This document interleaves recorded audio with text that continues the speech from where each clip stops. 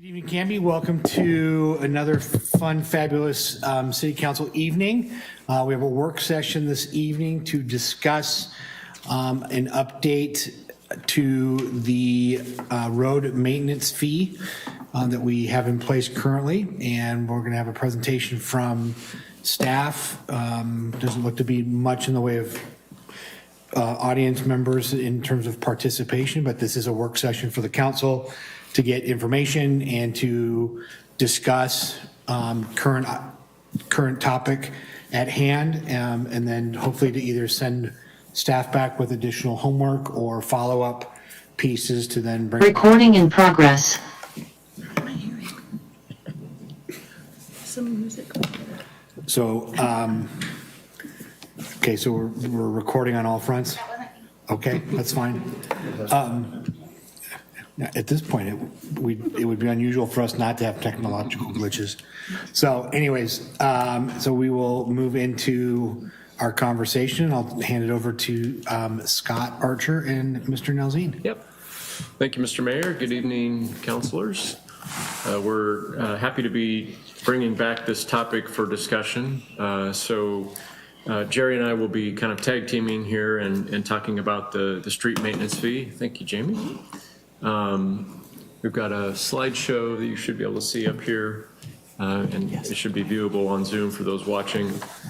And what we'd like to do is just kind of walk through this. We've got probably about 12 slides or so, and do just a quick recap, but then really get into hopefully the meat of the discussion and present some options for your consideration. What we're hoping to have out of this work session is some direction from you as to a consensus direction, if possible, on whether you'd like us to bring back some follow-up actions, or if you want to just continue at another work session, whatever you might want to do. We've had some prior discussion about this. You last discussed it, I believe it was in July, and we've just had a number of other priorities and working through work session items and then raising this back up to kind of to the top of the list here. This is one of the items that was recently adopted in your goal setting. So this is specifically called out as one of the objectives under one of the goals. So I would note that. So with that, what I'd like to do is we'll just walk through this and kind of along the way, if you want to stop and ask questions, just let us know, or if you want to just work through this all, we'll get to the end and then hit you up. We might have some answers to some of your questions in this information. So again, the street maintenance fee was established in 2008. It's established by ordinance. It's in our municipal code. We'll talk about what the fees are in a little bit here, remind you of that. But what is important to note here, just to kind of kick off, is that it was established in 2008, and that's the last time that essentially we've done anything with the fee. So it has not changed. It's not been adjusted. We have a flat monthly rate that is charged for both residential and non-residential, and we'll show you what the breakdown on that is in just a couple of minutes here. But that's really the crux of the conversation. Is we haven't, there was nothing in the fee from its inception to account for any type of inflation, and so we'll show you what that has meant to our ability to keep up with the work. And the fee has done a lot for the city. We've done a lot of work, and a lot of credit to Mr. Nelzine and our staff for doing a good job of using the funds that we have. What I'd like to do here is let Jerry talk about what this slide means. The next couple of slides are some maps that show some of the work that we've done over time. Good evening. And we just handed out the map, I believe. Yeah, I just passed out the map, and it's the most current one we have of all the work that's been done over the basically back to 2007, 2008. And as you can see that we've been all over town and working off of it. We originally did a PCI rating and 2007, I believe, and that's where we kind of started this. And it kind of and that's the pavement condition index. And that's what showed us where to start and what to do. And when I first started here in 2004, we had our own paver and the city crew did it. And we had about $60,000 a year to pave. And we had it down to the point where we would stop the dump truck and couldn't pave anymore. And it would be like a couple side streets here and there. So when this came, I was really excited, and the hard work that was done to do this. So when we started this, we took it really serious. We went around and then found out one of the challenges was that when we started this is working with cutting streets. We had all this money to start doing this. So we couldn't completely go off the PCI. So as you'll see, it skipped around other parts of the town. If we had a water line with Canby Utility, we'd switch a street. But coming to present day, looking at all these streets, it actually worked out really well, just as far as not focusing on one part of town. So this slide in the handout, if you have any questions on that, you can look at it. If you need a bigger blown up copy, we can get that for you too. I think the idea there was just to show you the way that we've utilized that over time. And then you want to talk about this a little bit? It's just a little deeper dive, I think. Yeah, and I want to thank Jamie for helping us with the PowerPoint. And she threw this one in just so you guys could see what we're paving this year. And this is the first year that I'm not really overseeing the street maintenance program. Spencer Pollock here in the back handled all of it this year, and it just went out to bid. They had the bid opening yesterday, and these are the 3 roads we're doing. And Mr. Mayor, you can see 13th is on there. That was one that we left out that's really gotten bad. So, and part of a county road that we got funding for, and we came in within budget. So that's what this slide's just showing you guys. And so the street maintenance fee rates that were adopted, and again, these have remained the same. The residential fees, detached single-family residence is $5 a month. So we often talk about the $5 a month fee. That's the kind of the one that is most common. And then we do have some lower fees per dwelling or residential unit for multifamily residents, mobile home parks, senior housing, detached senior housing, and senior housing and congregate care facilities. So there's a descending amount for those types of dwelling units. And then we have our non-residential fees, which are based on a formula, trip rates, and so essentially this is our businesses and commercial rate and how we calculate that. Those are set at must be at least a minimum of $5 a month, but I think for the most part they're a fair bit more than that. So that's the fee that is in place, has been since 2008, and remains unchanged. The level of service, Jerry was referencing the CPI, that's our PCI, pavement condition index. And Jerry, why don't you explain what this slide is about? This slide we put in there just to give you guys an idea of what the scoring goes off of. And you can look that we're currently, when we did this study last year, I believe it was last year, we were at a 75 overall rating. And then this shows you what the industry recommendation is, an 84, which is right at below good, below excellent. So, yeah, that's kind of self-explanatory unless you have some questions about it. But we're currently around a 75. And the idea here was just to show you the highlighted good. We're in the good zone, which is the second highest category.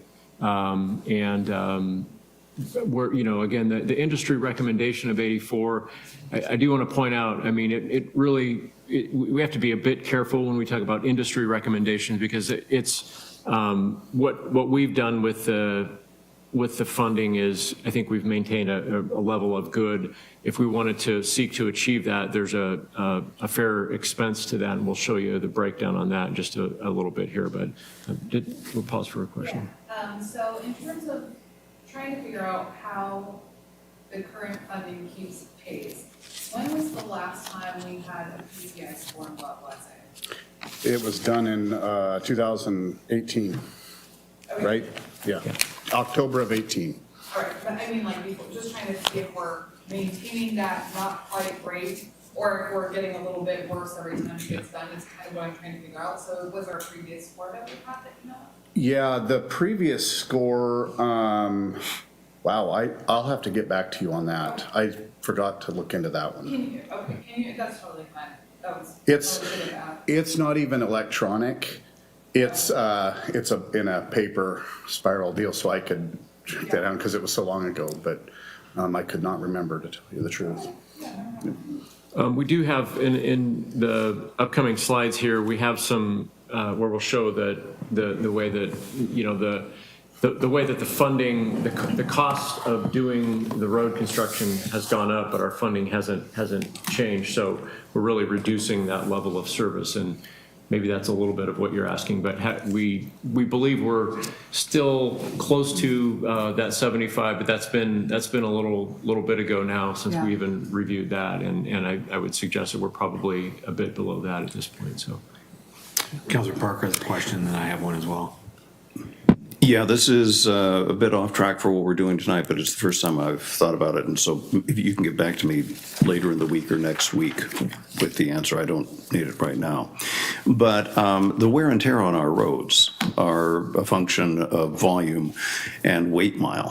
And, gravel trucks, fully loaded school buses, other commercial vehicles have a higher wear and tear on our streets, and higher volumes do as well. I'd be interested in taking a look at that non-residential formula and see if it meets the straight face test that companies, residences, properties who arguably are putting more wear and tear on the roads are paying their appropriate share. So nothing I need tonight, but as we take a look at the question of how much money is the right amount of money, I think it's also at some point a good idea to say where are the revenue streams coming from, and I've never really focused in on that commercial one, and I'd like to be able to understand it.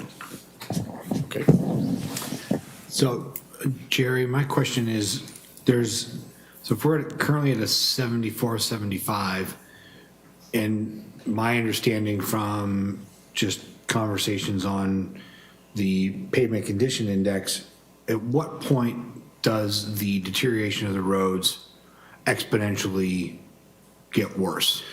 Where's that cutoff where it starts? I mean, it's gradual, but then there's a significant fall off. Yeah, we took that slide out. Actually, I had that, but we'll get into, in the next slide, it starts talking about, does it start, let me make sure.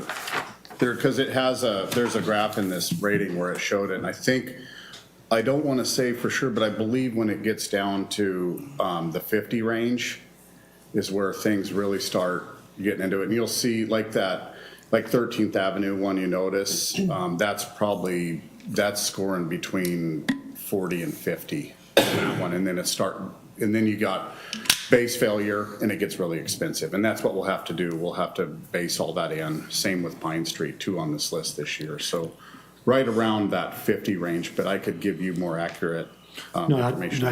That's fine. I knew that there was a ballpark Yeah. where it started to just exponentially decrease. And when you talk about that, almost that deterioration of the base level, is that what we saw when they were redoing, was it South Redwood or South? Yep. When they ground it all the way down to the.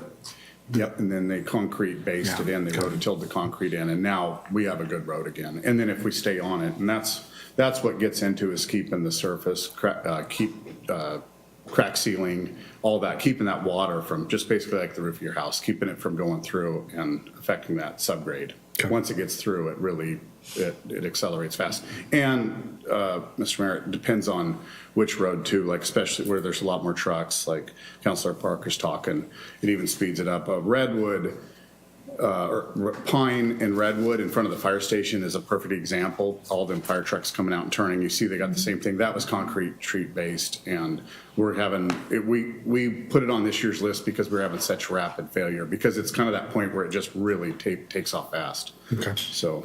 Thank you, Jerry. Yep. Okay. Oh, go ahead, Chris. Yeah. Are sidewalks covered in a separate budgetary item? The street maintenance doesn't do any sidewalk work. It does not. It's between the curbs, so we have to find separate funding for that. And that's defined in the ordinance for the That- street fee, And that's what we can use. where the expense, that plays into this whole thing too, because federal and state mandates require us to do not sidewalks, but ADA upgrades where any of this is at. So we have to pay for that out of gas tax or other funding sources. Okay, good to know. Okay, so this just shows kind of a snapshot for about the last 10 or a little more than 10 years of the annual the annual centerline miles paved. And Jerry, you can describe this. Yeah, so basically the whole street is, center line miles, if you just were counting the center line, so both lanes, bike lanes, all that stuff. And that's why we kind of go off of that because, we have 50-foot roads, 40-foot roads, 30 down to 29-foot wide. And so just on an average, but we just went back to 2011 just to kind of show you guys what's going on. And then it really, what really affects it is fuel prices. And when oil fluctuates. And then you'll see a couple of them in there that Jamie put stars by. And 2015 was one where we kind of did a catch up, built our savings account up. And then 2020, you can kind of say the same thing, or COVID. But and we do that. We take a break every once in a while just to get our funds up because we like to keep it up around $700,000 to $1 million on putting it out to bid for projects, getting the bigger companies. The next couple slides are slides that we actually shared with you last year in the presentation, but we thought they were worth bringing back again. So they only go through 2021. We haven't added in the 22 amounts. So the discussion has been, if we had added some type of an inflation factor from the beginning, what would our amount of collection be? And again, this is just based on the $5 single-family resident rate. And so using one of the various inflationary indexes that are available, this was projected out. Again, this doesn't include 22, so we'll talk about that we're actually closer to the 750 now. Where we would be is pretty close to $7, or again, actually closer to 750. So we've foregone that by not having an inflation factor, and in the process, the amount that we can keep up with, the amount or level of service is not at the same level. So that total amount of revenue over that time period is $1.36 million. And again, this is using through last year. This slide is showing, the idea here is to show kind of what, this gets into the level of service and for you, council, to understand and hopefully kind of set what you think would be your preferred level of service. So we've been talking about the PCI of about 75. We might be a bit below that now. But the highlighted column is if we were to try to maintain that, if we were in today's dollars to keep that level of service, that highlighted column, we'd be at $7.46 for the single family house. That's again the PCI of 75, and so what we're showing here in these other columns is if we stayed at $5, we believe we'd be, so we're projecting, this kind of answers your earlier question, Councilor Spoon, a little bit, is we're kind of estimating around a 72, so at a loss of about 3 PCI points. And then what we're showing you also is if you said, hey, we want to increase the PCI up to a higher level. So the third column over is if we were to try to get to an 80, we'd be at a monthly rate of about a little under $13.50 a month. And at 84, that's the top of the good range, we'd be at about $22 and some change per household. So that's just to give you an idea of how dramatically, the fee would actually change. Is there anything to add on this, Jerry? Just the only thing, if we wanted to come back to it or all that, is I know there's going to be questions and we could explain that Yeah. later. Yep.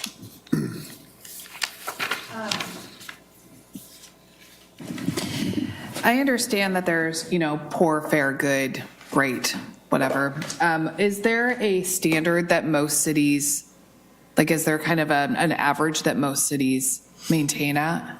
When we looked into this, the last presentation, that most cities look to their council to find a PCI, what they wanted to reach. I don't know if that answers your question, but. I understand that. Yeah, Yeah. it kind of does, because I understand that that's the policy decision we have to make. But I was wondering if there was a regional average that we knew of, or, so I can kind of compare to what streets are in other towns and trying to imagine what their PCI is so that I can really get a handle on it. There was that earlier slide. We can go back to that if you want. According to the study that we did, the 2018 study, that we call it the CAP study, it was Capital Asset and Pavement Services, and we actually had a consultant work on that for us. The industry recommendation is 84, but I think that is a national industry recommendation.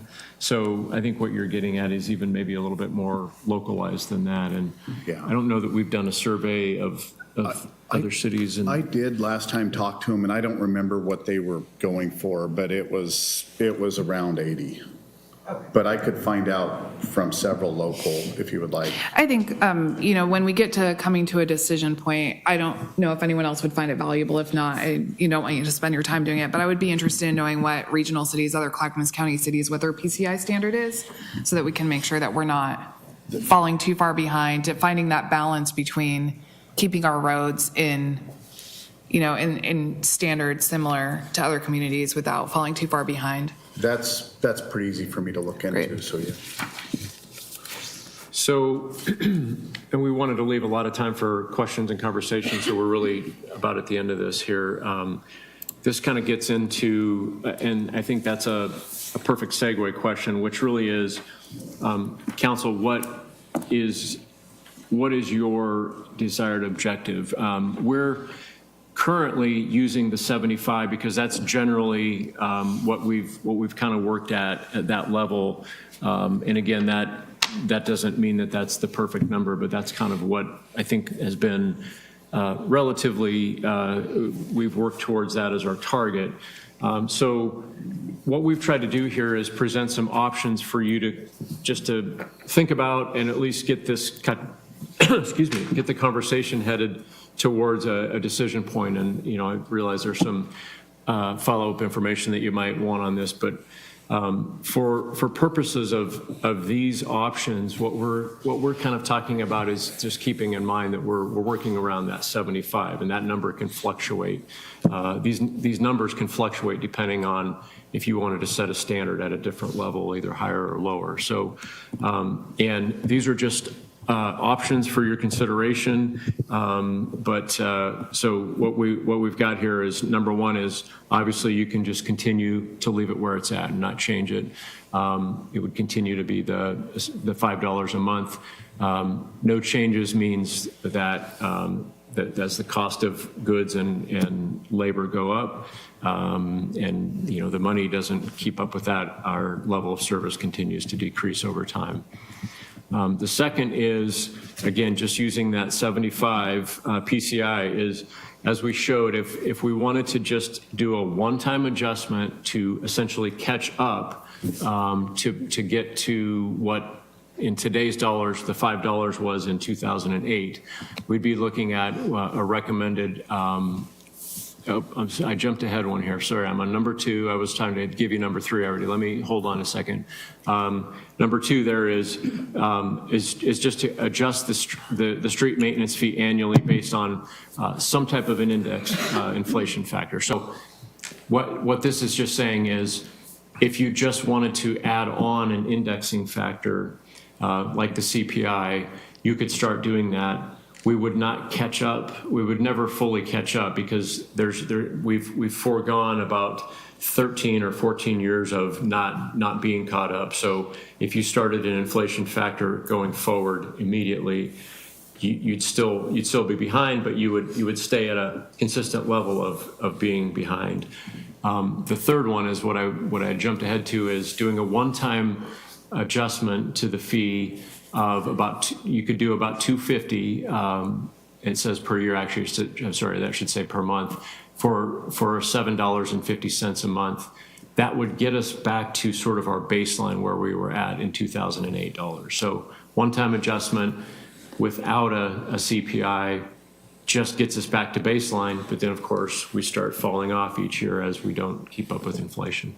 Number 4 is sort of the combination of we catch up with a one-time adjustment of $250 a month, and we adjust the street maintenance fee based on a CPI. That latter part, the annual CPI adjustment rate, is what we do in our parks fee. So the city did not do that with the street fee, but we did do that in our parks fee. The difference between those two, though, is the parks fee sunsets, and we'll be talking about that with you in the relatively near future. The street fee, as it currently exists by ordinance, does not sunset unless you decide to abolish it. So, but the parks fee does have, and that's the same language we've pulled in there, is adjust the maintenance fee annually based on the CPI. So you would catch up to $750 a month. That would get us to that baseline of a 75 PCI, and then we would attempt to maintain that with an annual CPI adjustment that just would be in place. The fifth option there is determine a goal that you would like to achieve, and we would figure out the math to that and then refer that option to the voters. That's something that's been brought up in conversations with council. So we wanted to include that for your discussion. You're not required to do this by a vote approval. It's an ordinance that you can approve, but you certainly can take it to the vote, take it to the voters. And then number 6 is anything else you'd like to think about that is not included here. So Free money. the open-ended option number 6. So again, the idea here is was to present some options that kind of start to formulate something that might lead towards a decision or a direction to a decision. And with that, we'd be happy to answer any more questions or entertain conversation. So potential additional option, I would be curious that, and we've had some conversations, we head into budget season here about the level of our reserves and, are we ample in the reserve portion? Are we have too much in reserve? If it's a too much quotient, what would that look like to be used, some of those funds to, I guess, help catch up? So maybe it's not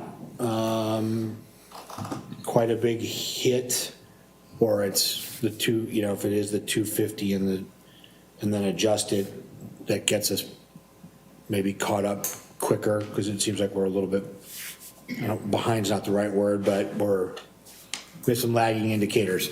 So I'd be curious in that regards, what that would look like if that was additional funding if we pulled money from reserves to put towards the street, street maintenance aspect. Sean, and then I think Greg, you had something. Yeah, thank you. What do our neighbors do? How many cities around us have a street maintenance fee, and obviously cities need to find ways to pay for these roads. How are our friends and neighbors doing it? Mm-hmm. Yeah. Well, we can do some additional surveying on that. My general knowledge of this is a fairly commonly used tool. So we're not unique in having a street fee. It is one of the allowable fees under Oregon state law.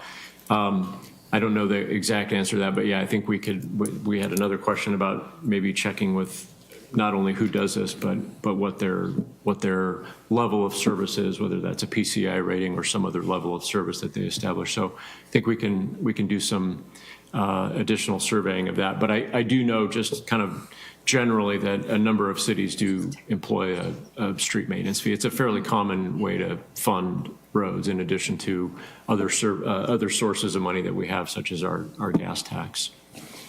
But we'll do some follow-up on that.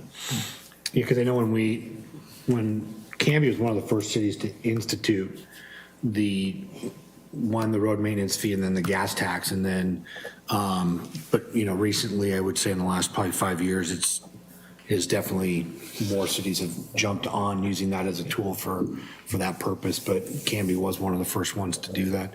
Greg, you had a question or comment? Yeah, it was a follow-up to your previous question to Jerry about when you get below a certain level, your maintenance costs. When you get below a certain level of maintained road, it's more expensive to maintain a poor road than a better road. And what our neighbors in Wilsonville found out, they went for a 6-year project of bringing up all of their city roads, and their maintenance budget as a percentage of the overall budget dropped because well-maintained roads are actually cheaper to maintain. So, and I don't know if anybody's experience up here is different than mine, but whenever I meet people and say, what do you see as the biggest problem in Canby, it's always roads. It's always the streets. A lot of times we get around to streets that aren't ours, and Brian and I have worked along with Tracy for over a decade now to develop a program where we're going to pull those in and bring them up as much as we can to city standards. Part of the thing about reserves, Brian, though, is that we may need those reserves if we actually are going to aggressively push into the maintenance of the now county-owned, hopefully city-owned streets, because of, again, the quirkiness of where funds come from, that we would need to find a separate fund for the ADA ramps, so that becomes a limiting factor, and we'd need to look outside for that. So, I don't ever have anyone come up to me and say my fees are too high, but I hear a lot that my roads are too bumpy. So my preference is to go with 4 and have you do the best you can with it. Chris, did you have something? Yeah, a couple of things. My preference is also 4 with some slight adjustments. I have some questions, though. If we did go with 4, for example, with the $2.50 increase, for those other tiers, for example, the $3.34 for that category, how would that also increase? If we went with $2.50 for the $5, would we increase the $3.34 by the same percent that we increased it, or would we increase it $2.50? Or is that even worked out in the plan? Well, we're pretty high level right now, so that's exactly why we're having this conversation. Yeah. I would think, based on what seems to be the way it was formulated, that we'd want to prorate it by a percentage, not by the $2.50, because then it wouldn't be an equitable adjustment across those different areas. The idea is to give a break to some of those other categories, right? So I think it would be my recommendation would be we'd look at it as a percentage, not just apply $2.50 to every one of those. Right. Yeah. That's what I would prefer as well. I would also prefer to just stick the CPI onto the seniors. We're in a period of hyperinflation, and they tend to have the most fixed income. So the least capable, like their wages aren't really going up, whereas the rest of ours are, although not on city council. Yeah, but Employees are, that's I'm going down. I wouldn't mind having a discussion on that anyway. I would be reluctant to dig into our reserves only because I don't think it solves the problem. It will just like burn up the reserves, and then we'll have the same issue that we have a few years down the road. And so, but we're looking at like a tax increase of $2.50 in a year per house. Per month. Per month, month, just to be okay. clear, Sorry, yeah. yeah, that's. It says the maintenance fee adjustment of 250, it should be per month. Yeah. But the annual CPI adjustment would be on an annual, once annually. It would be calculated on an annual basis. So then we're still looking at like a $30 increase to start out. Is that be right? Yeah. 27. So yeah, I lean towards 4. Yeah. Yes, yeah. Sarah, thank you. I agree with Counselor Banks that I would prefer to just do a PCI adjustment on the marginalized communities that already have a lower adjusted rate. I don't think that, I mean, the calculation that you give us on the previous slide does not assume we are also doing, does that number on the previous slide that has the PCI, now when you say cost per household per month, does that number assume we also adjust the other revenue streams from the street maintenance, or is that only the assumption that we do the cost per household per month, which is what it says? I think that was based on the $5 rate. We did that off of just basically the $5. Yeah. Just a Okay, rough number. so that doesn't assume any adjustment in the commercial, because I'm comfortable with 4, assuming we just do the PCI adjustment on the senior citizens and the other types of housing. But I would, and that included the mobile home parks and the apartment and the multifamily. However, I would really like to revisit the commercial rating, because in 2008, we didn't have as many distribution centers, and I don't think we had as many trips in and out of there, and I don't think it was as challenging for our road maintenance. So before I commit to increasing the cost on households, I really want to revisit and see if there's a way for us to offset some of that by increasing the cost on businesses as well that are actually contributing far more trips per day. Yeah, that makes sense. And we didn't take much of a dive into the commercial part of this. We've been mostly focused on the residential, but that it does bring up a good point. And I think that also could be something where when we do some of the comparative analysis with our neighboring cities, we could find out how they deal with that, and what the fairness of that, how that gets calculated. Well, my thought is if we can spread some of that onto those businesses particularly that have the most trips per day, we might not need to come quite to 250 on each house. You know what I mean? We can find that middle spot and compromise and spread that burden out a little bit. I don't think it's fair to put the burden of street maintenance just on households when we have distribution centers doing hundreds of trips a day. So Yeah, that makes sense. And again, we're using kind of rough numbers just for illustration, and the idea was to sort of show with just the residential component, what would it take to keep up with that 75 rating, but certainly whatever we do with that commercial amount would either cause this to reduce or increase, and so there's some ways we can dig into that. Yeah, I would think that we would need to take a look at I think what you're showing tonight is just here's this one segment and what we're talking about, but we need to look at the whole spectrum of where who's paying what fees and where, and what is that going to look like. And I think then that comes back to us in terms of a policy decision on whether or not we want to go great for so apartment complexes. Do we want to go that full amount, or is it half that, or so I think that if I'm understanding this, we got a high level 30,000 foot right now, but getting deeper into it's going to be looking at each of those segments to determine what the impact of an increase is going to look like, if it's proportional or not, to come back to us, right? Yeah. And just to close that gap, my thought was it makes sense for me to make a policy decision based on the quality of roads we want and not the dollar amount, because the dollar amount's going to fluctuate. I think it makes sense to say we agree that the objective is to figure out what it takes us to get to X PCI, right? Like whether that's 75, 70s, whatever that number is, if we as a group can determine that, in order for me to make that determination, I need to see the whole spectrum of how we get there, right? I think we're saying the same thing, but kind of it's centered around the idea that I can't make a PCI determination without knowing the impact on all the other sectors because that number changes. Yeah. No, that makes sense. Yeah. So do we want to maintain it or do we want to increase it to 80? I don't think I can make that determination until I know what our neighboring communities do. I would really like to see how we fit in that. Chris, and I'll come back to you, Rick. Thanks. I was just going to add that not all businesses are the same, so I don't think they should be all treated the same. You know, like Cutsports, for example, it has a different road use than these manufacturing entities with heavy trucks.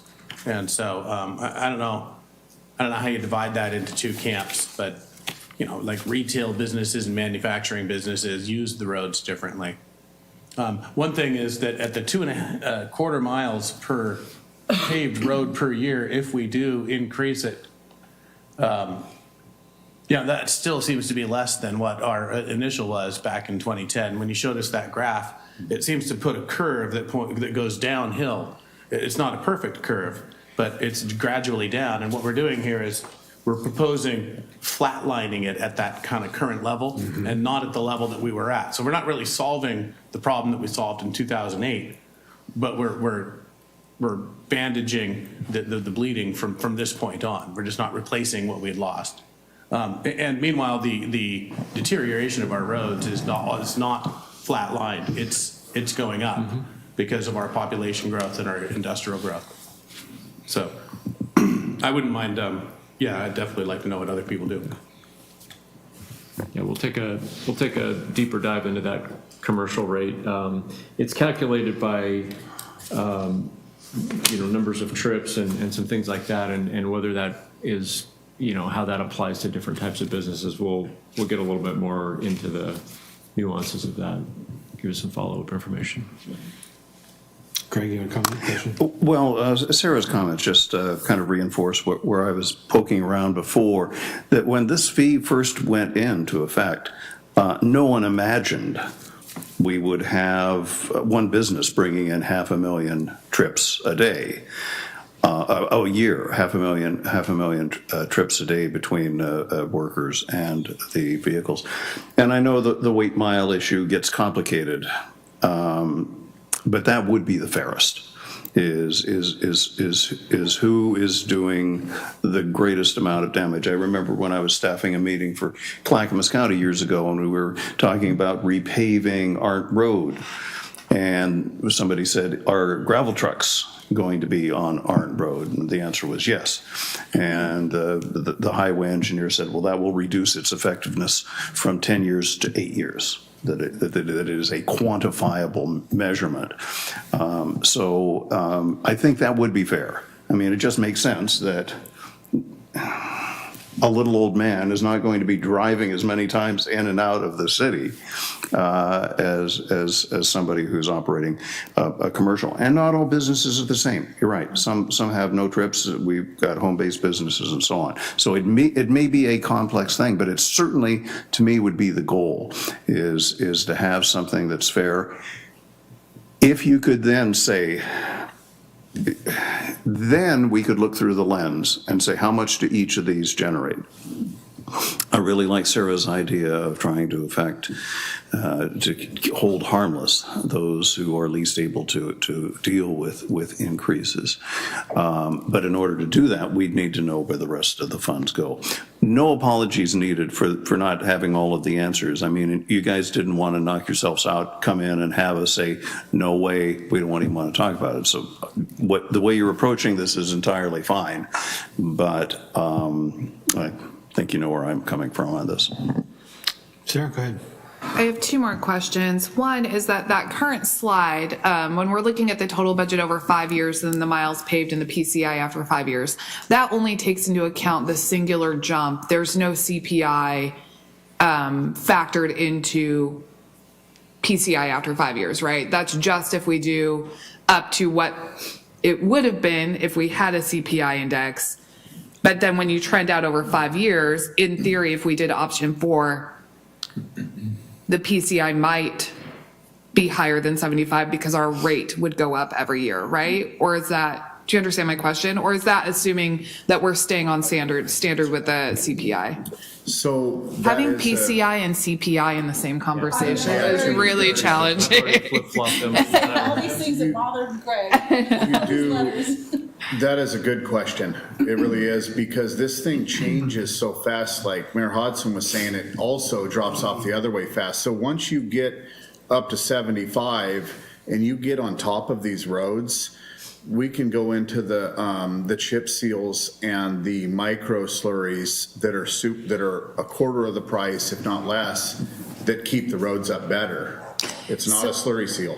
So It's if an actual surfacing deal. We just can't get to that point. the Jerry Nelzine special. Well, it's what it is Special blend. us people that have been doing this a long Special time don't like any type of sealants. But if you guys just drive out and look at a state road and then drive onto a county road that's been chip sealed, you'll see the difference. It just protects Right. the road, it seals it. So my thought is, if we did option 4, after 5 years, because we'll be adding a CPI on top of that initial increase, the PCI might not stay stagnant. It might actually go up over time because we have the additional right? So that kind of shows us if we just make that singular jump in price, but if we add the CPI index on top of it, we might have a gradual PCI improvement over time and not just stay stagnant, correct? That is correct. Okay. Yes. That was my first question. My second question was, currently though, and maybe I need to go back a couple more slides, the way that we factor costs for non-residential fees already has a factor of price per trip, correct? That's it. So that to me already assumes that not all businesses are the same, because you're not going to have a monthly per trip rate the same from Cutsverse as you do from a distribution center. I like the idea of maintaining some, whatever that looks like, I like the idea of keeping that factor in there. Whether that price per trip needs to increase or whatever that looks like, I think that from my perspective, that's the appropriate way to handle the fact that not all businesses are situated the same in terms of the relationship to roads. I think we need to revisit what that rate is, but I'm all for keeping that rate tied to the monthly trip. Yes, sir. One concern I have is that I think that we last talked about this in an in-person meeting, which would put it back to July, because that was the only one I had attended until a few weeks ago.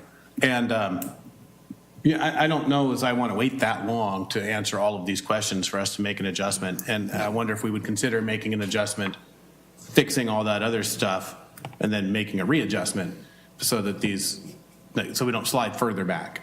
I certainly don't want to wait another 6 months for us to solve these problems, because that just makes the problem harder to solve. Yeah, I guess that's probably a question for staff, is when could we, if you have to answer some or most of these questions, when could we revisit it, right? That's.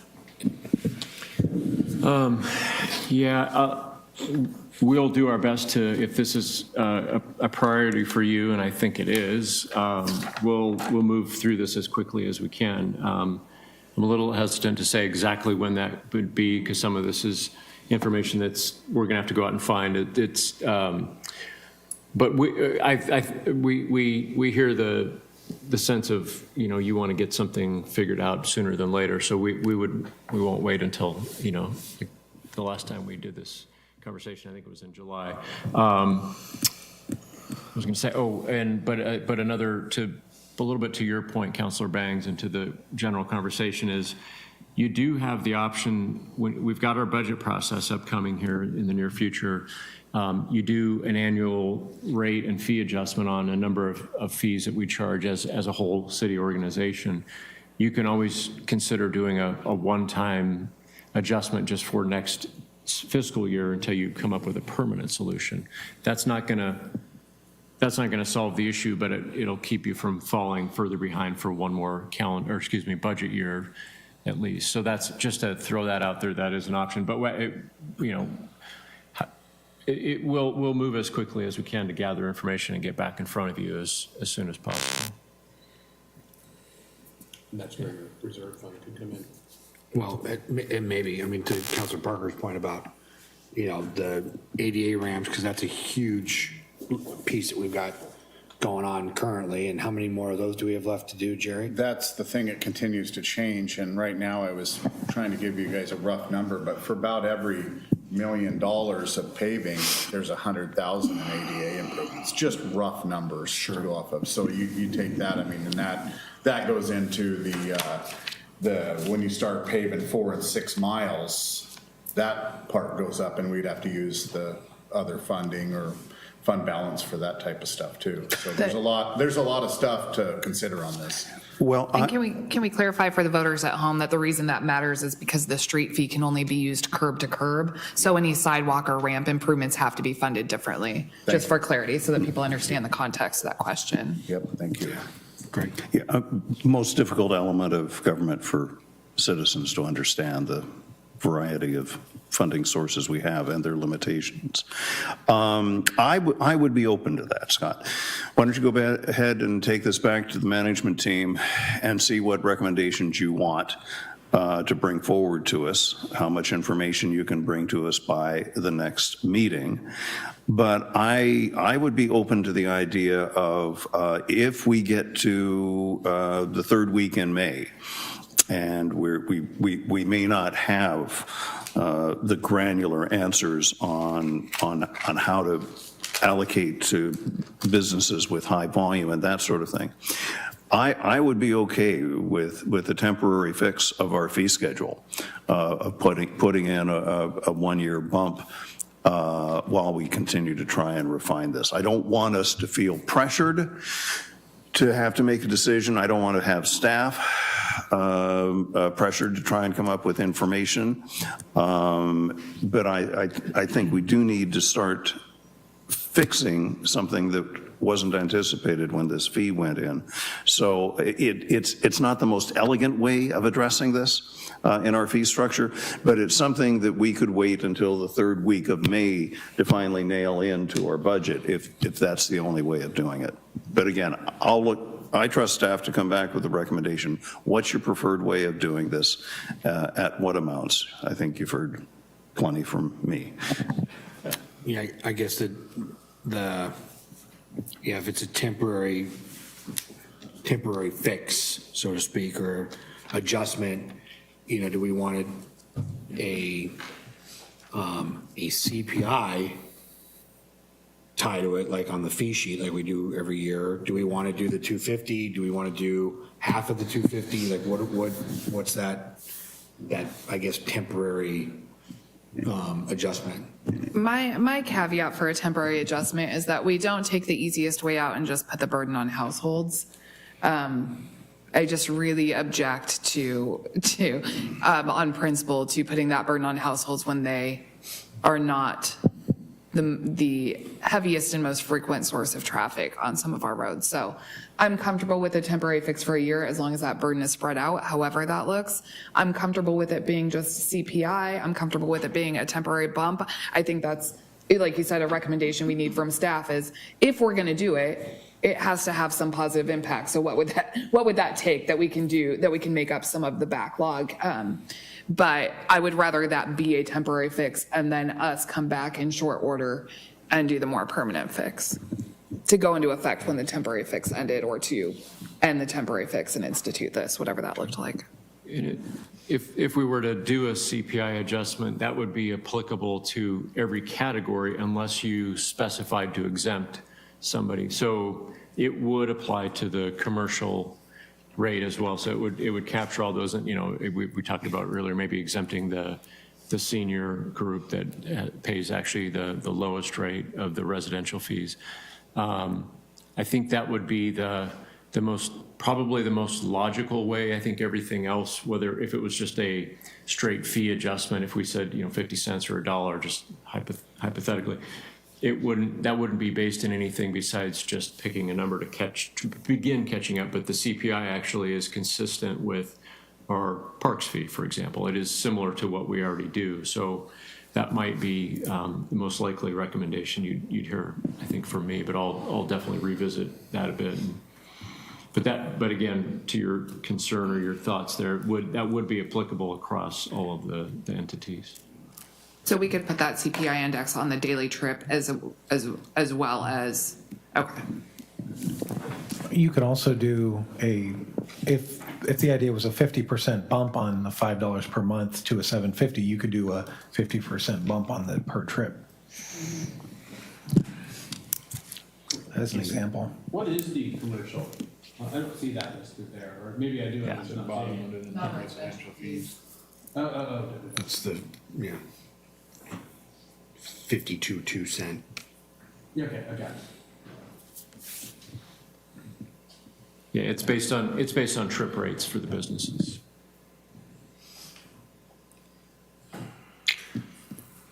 Could be interesting. Any other thoughts, comments? Good job. Yeah. Okay. I just wanted to say one more thing if I could. In the area-wide engineering meetings, I go with all the other entities and stuff like that. There's several cities that aren't able to get this going, and they're really jealous that we have it. I think you guys already know that. And the Public Works team appreciates this program. It keeps us out of hot water. Sarah asked what the rating was when I first came here. Bad. I was filling potholes every day. I don't even know what that number is, but I'm gonna find that out. I'm curious myself. And the other thing is what was brought up in all the meetings is there was no trust with this. We're just raising taxes and all that. So this is really serious to us, and we want you guys to continue to trust us, and we're gonna do everything. These questions are awesome for me, and it makes us improve on this program even. So I just wanted to pass that on to you guys. Thank you. Okay, I guess Mr. Farag. Yeah, I was just going to say, Jerry, I just want to compliment you and your staff for doing an amazing job. I know a lot of comments, I think people will drive down 99 and say, this city's streets suck, right? And they're judging it based on the potholes in 99, which we have no control over. And so I drive all over the metro area for work. Every day I probably put 20 miles on my car, 50 miles on my car. I drive in other cities, and I hear the complaints from people, but I also still understand we do have some of the better streets around. Yep. And that's just a testament to the hard work that you guys are doing. It's got under your leadership. So I just want to commend you guys on that. There's some cities that I drive in where literally I think I should turn on my 4-wheel drive. So, Yeah.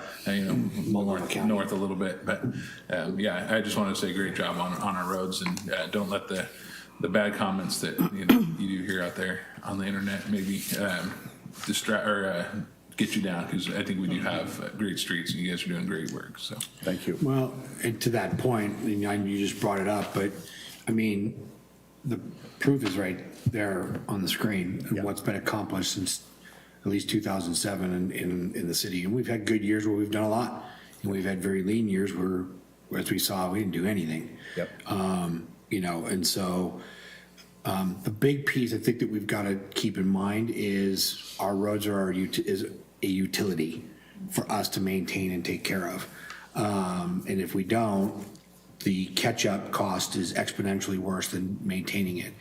And as we add in new neighborhoods on the north and south end of town, that's more streets, more roads that get chewed up and driven on that we will eventually have to repave and maintain to a usable status. So this is not a fun conversation to have, but it is necessary if we think we want to take care of our utilities in a proper fashion like we do with, or at least streets as a utility like we do with water, power, and sewer. So I just, council and community need to keep that in mind in terms of what those assets mean to us as a community. Yeah, that's, Mayor, and just to add on to that, that's why I just happened to look like we were going in the same place. To flip back to this map is the different colors by year, but for the street maintenance fee since 2008, we would have struggled to do most of what you're seeing on the color portions of the map there. So that in itself is a testament to the city to be able to say we have this tool that we've used, and I think we've used it well under Jerry's leadership with his team.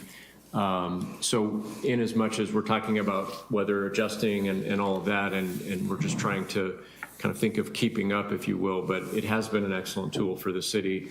We're fortunate to have had it because our conditions would certainly be much worse if we didn't have this tool. Sure. Council President Hensley, you had something? I do. A number of points are made tonight where I do agree with my colleagues. I agree with Councilor Parker that one of the most heard complaints about the town is the roads. Not anything that you guys are doing wrong. You guys are doing a great job, and the map proves it. And I do hear the ODOT factor on 99, and I'm always on Canby now defending ourselves on that one. But I do agree that that's the thing we hear the most. I also agree with Councilor Spoon that we should probably really look into the distribution centers and if they're paying, I hate to use the term fair share, but you know what I'm going with here. Because we did not know, Councilor Parker, that we were going to have a business come to town that generated that many trips on our roads back in 2008. So we should probably recalculate that and take a deep dive into that. And, but, you know, we are putting, as Councilor Banks put it, a tax increase on our citizens. And I don't believe in doing that without a vote of the people. And although the information from what regional towns are doing might be interesting, I don't need that to make a decision on our community. I think that we should be able to decide this is the standard of service we want, this is the standard of roads that we want for our community, and pick that number. And so I am an avid supporter of option 5, pick the level of service we want and go to the voters. Thank you, Counselor. Okay. Any other comments, questions, information we want brought back? Okay. Jerry and Scott, thank you very much. Chock full of information this evening. Yeah, we'll talk on Tuesday, Scott, about where we can plug this in the near future or whatever the shuffle of priorities look like in that regard. So, okay. I'm going to put you two on the spot. What is your recommendation? Well, if you, in order to answer that question fairly, what the right way to answer that is, and we've said this a few times, but is we first need to know what our level of service that we want. If we want to maintain, if we want to catch up and maintain our basically what is our current level of service or close to that, then that would be option number 4. So if you're looking for just my best professional recommendation in terms of if you want to keep at the same level and maintain that level going forward, that's option number 4. But there's nuance to that question because that could fluctuate if you know, there's questions about looking at other cities and how, you know, this is done. Within that, though, I would say what we haven't talked about, or what we didn't put in this, but we have talked about now quite a bit, is looking at the commercial rate. So I think the commercial rate and what we do there influences what number 4 ends up looking like. So it very well could bring down the needed adjustment to the residential rate. So there's a little bit of a caveat to that. But if just the most simple way I can answer that question is if you want to maintain current levels of service and keep that in place basically in perpetuity, that's number 4. So, okay. Jerry. If I could give my recommendation, I guess I would go with 2 choices. One would be number 4, exactly what Scott's talking about. With everything that we have going on, the projects, our 5-year CIP that we're trying to stay on track with, South Ivy Street, Walnut Street Extension, 4 keeps that on track and keeps us at a 75. Or I would go with like option 1, leave it the same, but that would kill all of our Locust Street projects, all of our CIP stuff. And just use the money coming in from gas tax and stuff to keep that 75. Those would be my 2 options, just as far as keeping everything rolling. Well, see, and here's what I see with number 1. If we leave it alone, the goose egg that we did in 2020, where we didn't spend any money to build up reserves, that's going to happen more frequently. To Yes. be able to do Yep. $1 million spend, well, not even that, it'll be more. We've seen that $1 million is not buying us what it used to. Correct. Right, which is, you know, my household, $100 doesn't buy me what it used to, you know, and so. It gets me a tank of gas, right? So, and so I think not doing anything, you know, just continuing where we're at is, I don't think that's an option, in my opinion. So I hear where you're at, but we will then be more often having to go with no years of no projects to be able to do, Yep, exactly. you know, 1.5 miles every every other year, every 3 years. Then we fall behind and it gets worse. We worked on this a lot, and on just that, and number 4 is, I really like 4 with the annual inflation. Just to keep everything rolling, keeping Canby, the Canby way. Greg, do you remember 2 years ago when interest rates were not even, 2 years ago when they were nice and low at like that 1.5%, 2%, and we said, can we bond? Yeah, All you of and I it were was- talking about that. Not everybody wanted to borrow money. to get this done, and then we would be, anyways, water under the bridge, time, you know, we'll wait for the next dip and talk about it. I'll give Might be Jerry. the inflation's at the top of the bridge. I'll give Jerry an additional shout out for when we're already talking about CPI and PCI, you threw in CIP. We've almost hit the gamut of combination of C and P and I in the same acronym. We just need one with I and with starts with I and we're done. You got the trifecta there, sir. Okay. I thank you both and Spencer and Jamie for working on this and bringing this to us. And so I know there's additional things to figure out and pencil sharpening that needs to be done to be able to get us where we need to be. But I appreciate the hard work on this already because there's obviously still more to do. But thank you for keeping after this. Yeah, and thank you for the good conversation, very good questions and feedback. This helps.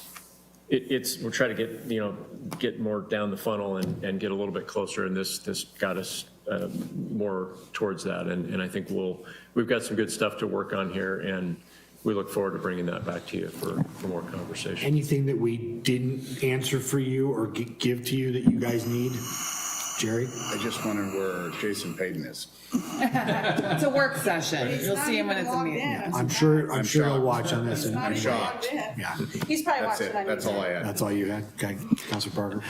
Scott, what you're referring to is what I often call the optometrist approach to forming policy. Do you like this better, or is this better in focus, or that sort of thing? So I understand from your standpoint, it's where do all these cats line up? So I hope we've given you enough We're getting there. direction. Yep, I think this has been very helpful for us. For your work. Yep. Thank you. Well, thank you, council. Thank you, staff. Appreciate the heavy lift on this. It is 7:13, 14, 12, according to Cupertino. We are going to take a exodus from our work session, and we will be back to join you at 7:30 for our regular council meeting. You need a motion to officially adjourn. I don't